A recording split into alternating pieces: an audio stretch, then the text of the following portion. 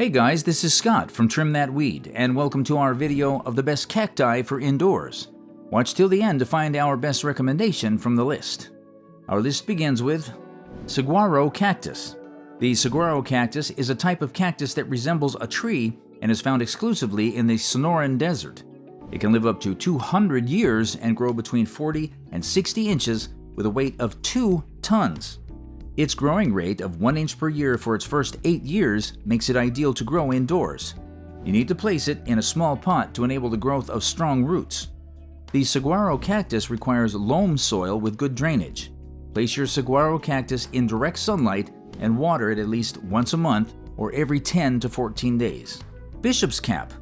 It is also known as the monk's hood and has hard spikes covered by deeply grooved spheres. It thrives during the dormant season, like winter. You need to place it in another pot during the spring as it prepares to grow more.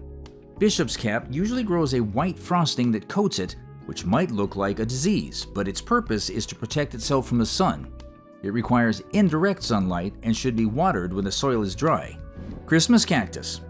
The Christmas cactus has refined segmented leaves, round plush spines, and no spikes.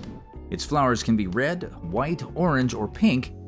Place it under indirect sunlight and water it moderately. You can also grow it in a hanging basket so the stems can hang down as a decorative piece. The Christmas cactus tends to rebloom in temperatures of 50 to 60 degrees Fahrenheit as winter draws closer. Ensure you spray it with water lightly and regularly during spring, which is its growing period. Which is the best? The saguaro cactus is the best indoor plant because it has a slow growth rate, which makes it suitable for years of indoor use. It is also low maintenance, so you won't have to stress about it.